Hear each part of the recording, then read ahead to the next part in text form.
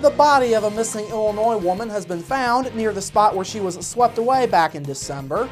More on that. Plus, Ferdinand Town Manager Chris James makes his debut on Monday with the Town Manager, and Tammy Miller with DuBois County EMA is tonight's guest on Inform. All of that and much more is up next here on the 18 WJTS News.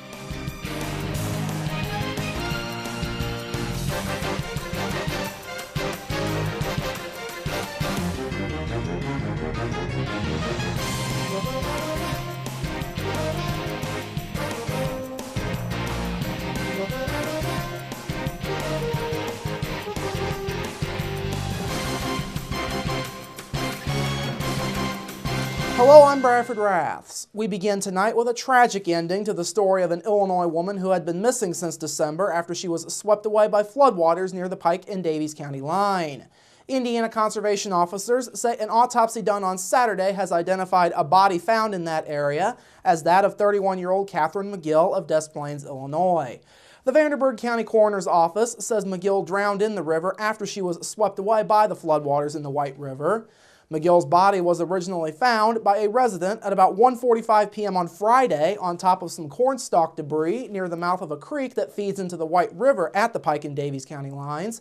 McGill originally went missing back on December 29th of last year when the vehicle that she and her husband, 35-year-old Adam McGill, were in was swept away after an attempt to drive through floodwaters on State Road 257.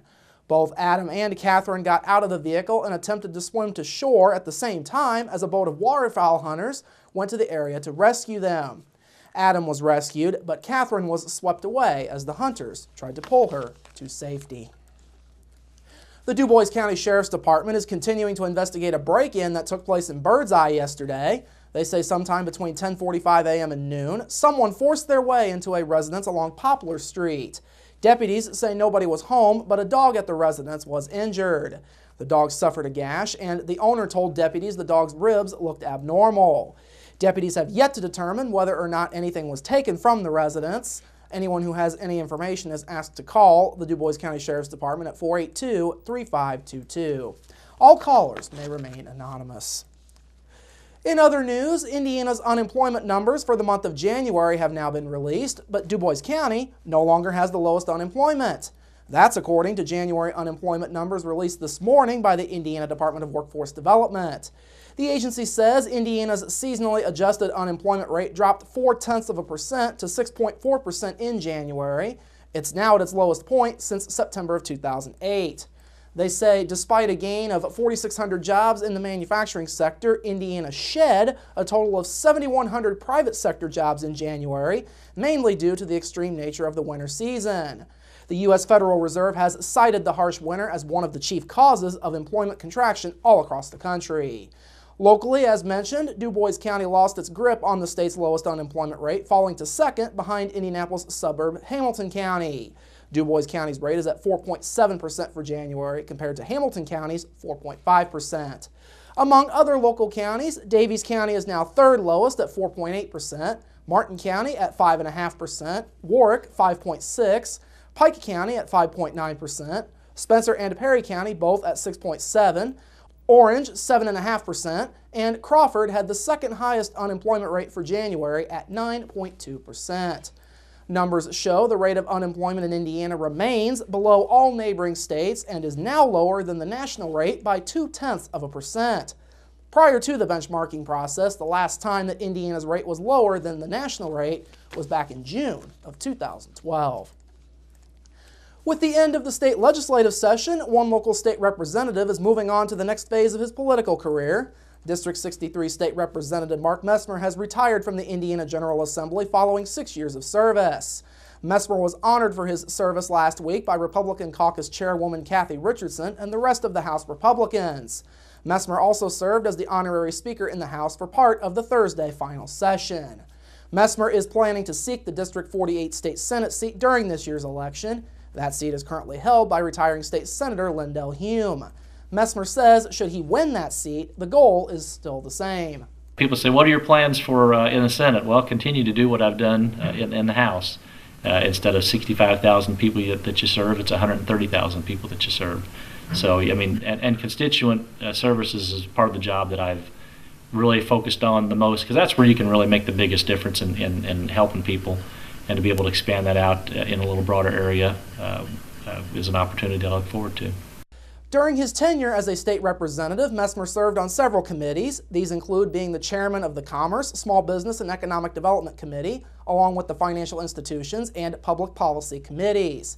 Back in 2012, Messmer also served as a co-sponsor for Senate Enrolled Act 4, which dealt with human trafficking.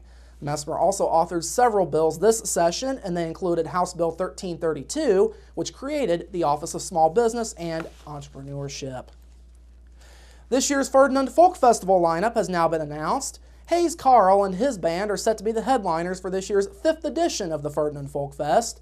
Carl, who is a Texas native, brings an Americana sound that has already garnered national attention. His album, K-Mag Yo-Yo, which was released back in 2011, was named as the Album of the Year that year by the Americana Music Association. This year's Folk Fest will also have some local flavor, as Jasper-based group The Sisters of 2nd Avenue will be opening the fest this year. Other bands in the lineup are Wyvern, based out of Evansville, Wild Carrot from Cincinnati, Andrea Davidson of Louisville, the Leonard Washingtons of Terre Haute, and they feature Forest Park graduate Eric Schatz, and Miles Nielsen and the Rusted Hearts of Rockford, Illinois. Miles is the son of Cheap Trick band member Rick Nielsen. This year's Folk Festival will once again be held at Ferdinand's 18th Street Park. In addition to the main stage, there will also be a market stage where vendors will be set up. This year's Ferdinand Folk Festival is set for Saturday, September the 20th. Finally this evening, this past weekend marked yet another new event in the city of Huntingburg. Step Up Saturday made its first stop in Huntingburg Saturday afternoon. The program was started by LaPorte Mayor Blair Milo to get people in that city to be active. The event is designed as a 5K run-walk, but times are not kept during it, as it's intended as more of a social event. Milo says the program originated from a different program that she started in LaPorte, known as Fitness Friday. It really came about that I like to run, and I thought, well, maybe somebody wants to come with me, and it turned out that a lot of folks wanted to come with me, and so created a partnership with our local YMCA and IU Health LaPorte Hospital. And we have had such success with this program in LaPorte of having folks come out and really enjoy getting active and spending some time in the community, that it's really created a very positive community feel amongst all the participants. Milo says Step Up Saturday has enjoyed some success thus far. It's been kind of a mixed bag, that there are some communities that aren't quite ready to take this on board, and there are some communities that already have some great programs going. There are some communities that are really excited at the idea, like Huntingburg, that now I think they're looking to do a similar program that they're going to start. And so it's been exciting so far. This is my 3rd week of doing this, and I have 4 communities that have said that they're going to decide to continue on with the program. So I think that's a pretty strong success rate so far. Huntingburg Mayor Denny Spinner was among those who participated in the event. The route started at Huntingburg City Park and went along neighborhood streets before looping back around to finish at the Park Shelter House. Now, the Huntingburg Run happened to be the 3rd 5K that Milo ran on Saturday. She also ran 5K events in Washington and Lagodi earlier on Saturday. All right, coming up after the break, Ferdinand Town Manager Chris James makes his Monday with the Town Manager debut, plus your local forecast, sports with Kurt Gooksell, and Inform featuring Tammy Miller with DuBois County EMA. That's all up next here on the 18 WJTS News. Local people watching local people.